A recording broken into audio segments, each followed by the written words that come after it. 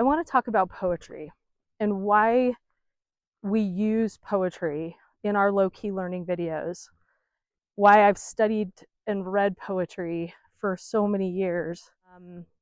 And I know that a lot of people really have negative feelings about poetry.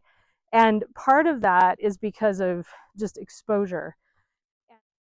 Did anyone ever take the time to teach you how to read poetry, how to interpret poetry?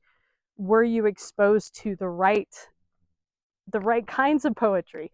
There's some really bad poetry out there, but there's also poetry that is just sheer magic and can connect us with a part of ourselves and with parts of the world in ways that few other art forms can.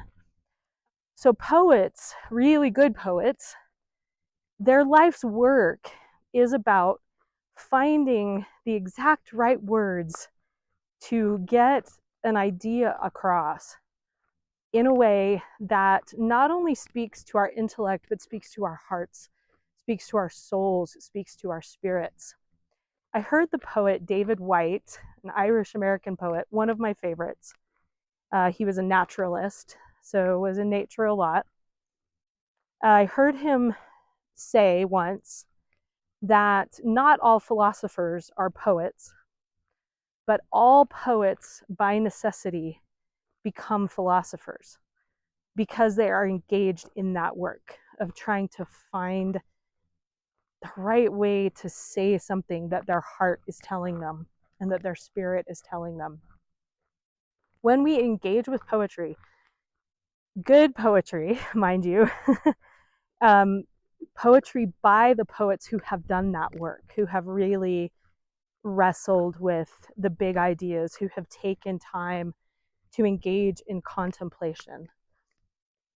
We can learn life lessons. It accesses our own internal knowledge.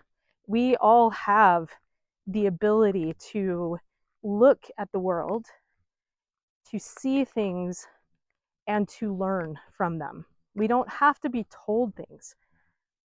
That is a fallacy that we have to learn about ourselves, about life, about the purpose of life from other people. We have that knowledge within ourselves. And poetry can help us connect with and access that knowledge within our own selves. That is why poetry is so special. And we use poetry, good poetry, in our low-key learning videos, and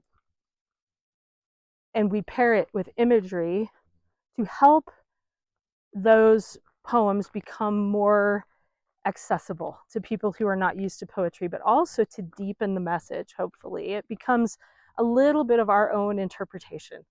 And good poetry leaves room for individual interpretation, often.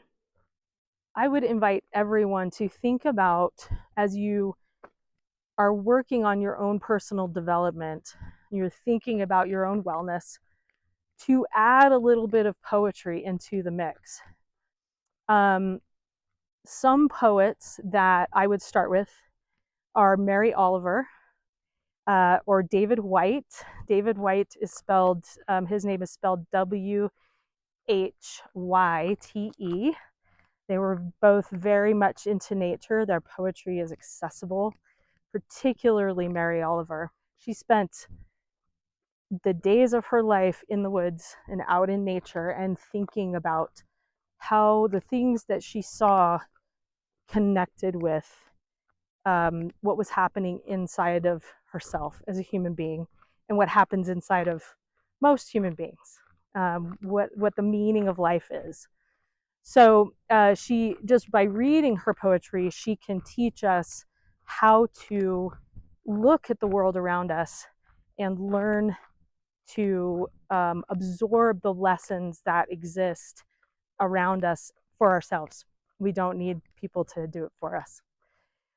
So that's why poetry. That's why we use poetry.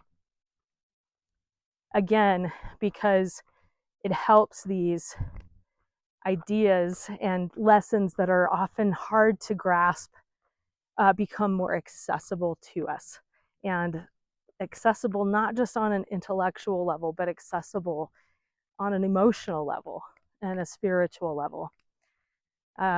Happy reading, happy exploring, happy growing.